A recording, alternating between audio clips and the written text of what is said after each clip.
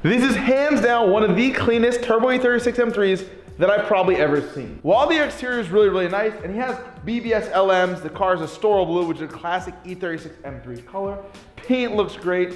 I don't even care about any of that. It could have scuffs wherever. That doesn't mean anything to me right now. Why I say it's the cleanest is due to this engine bay. This car's attention to detail is top tier. Customer Melvin brought it to a mutual friend, Dan. His Instagram's right here, Melvin's right here. They went in on this. So the attention to detail overall was insane. He has he like posts a bunch of Instagram clips here and there of like build process and attention to detail things he does of like recoating all the old bolts that are just faded. He resprayed part of the engine bay to just make it really, really clean and pop hard. Down to like proper fitment on everything. The strut brace looks insanely tight, like it won't even fit, which is like a, I guess, OEM replica LTW strut brace.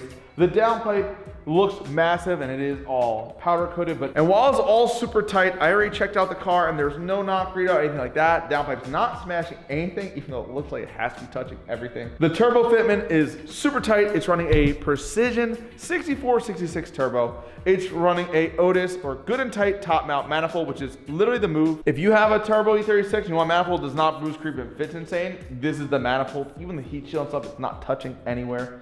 Pretty amazing. The car is all AN lines, all the wastegate lines, which if you've been around cars long enough, you know other shit can often fail. I only use insanely tight silicone or literally this. I usually get it crimped, he did himself, which is fine if you do it right. Not good if you don't. That's why I worry about it always. But I mean, dude, just look at this thing. Everything is just so good. There's a few things tweak-wise that he could do, which I think he's gonna do like here and there. But I mean, car came in, fuel pressure is good. He did a boosting test before he brought it here. Car seems solid. There's been times I get cars that look this good and drive like shit. Hopefully there's not one of them. We're gonna dyno tune this car and see what it makes on pump gas, what it makes on 85, and give you guys more build breakdown in detail.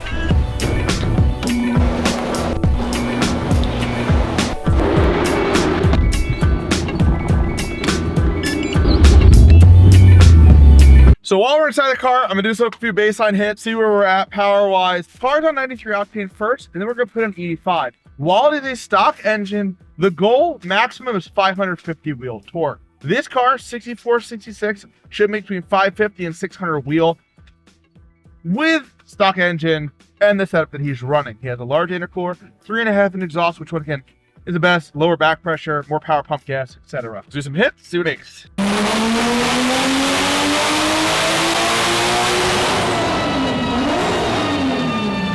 So pump gas on wastegate, this car slaps. And no, it's not really my first pull. I do a bunch of pulls leading up little by little RPM wise, because even though like you'll see right here, I stopped this pull at 5,000 RPMs. And the reason why is I go little by little before I hit record to make sure the fueling's good. If I have in my mind go to 7,000 RPMs and I do the pull and it goes lean, I don't shut down time, it's not good. So I'll know I'm only going to 4,000. I roll into it. My mental, I'm already lifting by 4. So good or bad, I'm lifting. Then I go 5,000, 6,000, 7,000. I work my way up. A little bit weird of a process, but it's worked for me for the past many years of my life, doing hundreds and hundreds of turbo E36s. So wastegate, 445 wheel horsepower on 93 octane at 10, 11 pounds boost is pretty freaking good. 6466, my favorite turbo for E36s. This car makes 400 wheel torque of 4,000 RPMs. Sick power curve. This is if you had a stock compression motor and you ran like, I bet 8 pounds boost, 9 pounds boost, I bet you'd still make 450 or 460 wheel on stock compression E36 stock motor. But this has a cut ring head gasket and spacer, so it's gonna make even more jam when we turn it up. Boost is up, let's see what it makes. I turn it up, and I turn up some more on pump gas, and so far it's 17 pounds boost, we're at 566 wheel horsepower. That's with it pulling 0 degrees timing and running the car hair rich. On pump gas, something I've learned over time is giving it a little bit less is a little bit more safety-wise. It ends up leading to the longest lasting car and engine. If you're on the limit of octane all the time, knock control is a reactive thing. Your car detonates, it can blow the engine. If you're worrying about, oh, knock control, while it's there, while it's amazing, while it does save things, you having a car that is not knocking is really the best thing. It's like if this car's at 16, 17 pounds, making this, I can probably, based on everything I'm seeing, go like 18, 19, 20, and a little more timing, make 600, 630 wheel on 93 octane, but having this bigger window of error, if you have bad gas, anything like that, is just a little bit nicer to have. In a controlled environment like this dyno room, I could do that. The customer does not care about pump gas. So for not caring about pump gas, getting 560 wheel on a fucking car that looks like this is insane. Now the pump gas stuff is done. It's time, oh God. Imagine I hit the car. We would tell him, don't worry guys, we would sure tell him. Now the pump gas stuff is done. We're gonna put the car in 85, run the car for a few minutes. Well, put the car in 85, flash it to 85 tune, run it for a few minutes to let the fuel blend. And then once I feel like it's good, 5 minutes of idling, let's say, of driving, we'll do some hits on wastegate 85. We always start low and work our way back up because 85 is gonna make like 20 to 50 more horsepower at the same boost. I don't wanna make too much torque for the rods. The owner of the car is way more worried about the rods than I am. 550 is a safe stopping point. They don't break at 550. They live forever at 550, 560. I would say probably 650, they probably like break in that range. But like 550, 580, they live forever. So it's not like we're pushing it too hard by going there, but it's just a good safe stopping point. So 85's in the car. I flashed a tune to it, and now time to do some dyno pulls. We're gonna start off 11 pounds boost, wastegate spray, and see exactly what it makes.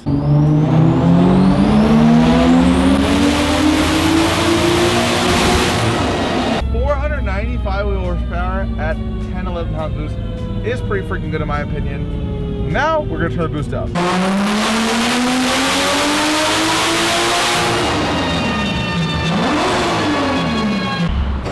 It is icy in this room today. I'm gonna show you guys like the baseline of pump gas versus final on 85. It's pretty cool, I think. Maybe you don't. Maybe you don't like me. Maybe you're not cool like I am. I don't know. 471 wheel horsepower versus 620. It's not just that. If you look at the spool difference on pump versus 85, off boost, it's like 50 wheel torque everywhere.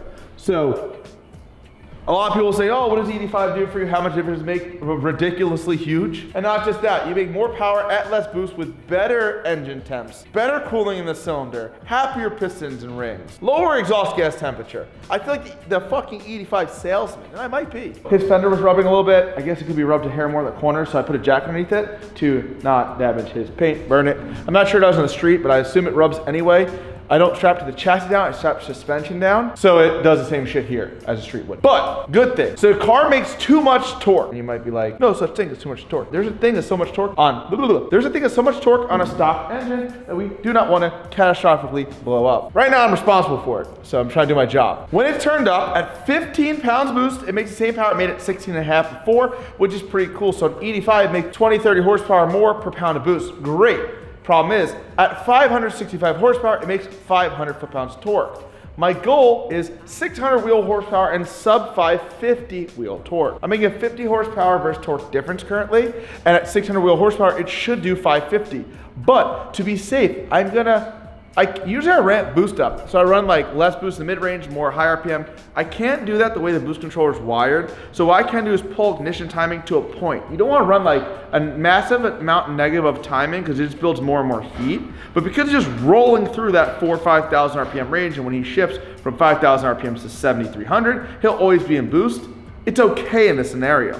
Also, like the wastegate works so good, it actually falls off from 15.5 to 15 by redline. If it held, it would help with power up top also, a little bit better, but it's fine. So what did I do? Oh, not that. You're gonna see two graphs, and while they both make 560, 565, you're gonna see three graphs. Well, that makes 560, 565, 558. The torque difference goes from 504 to 490, but that's not just it. Where it was at its highest before it's pulled down the most. Right here. So spool up is the same.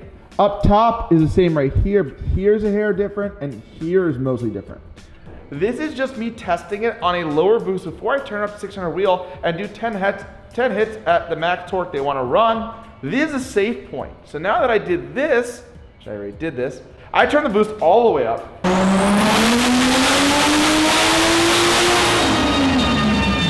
We made 611 horsepower and 550 wheel torque. That is the goal. We're happy there, but we're never actually happy. So I pulled timing down low again, right, to pull torque down a hair more, so it would make a little bit less, and then it cooled off and made a hair more boost. It actually made 623 wheel horsepower and 556 wheel torque.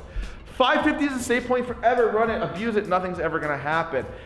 Knowing him, he's probably gonna run a little bit less boost. Probably, if this is 18.5 pounds, he'll probably run 17.5, 18. I'm gonna turn down hair after to give it to him so he knows like 600 on the dot is X amount, whatever, but you can't feel 10 horsepower, you can't feel 20 horsepower, 10 horsepower is not winning your race. 100 will if you can drive, but 10 ain't doing shit for you.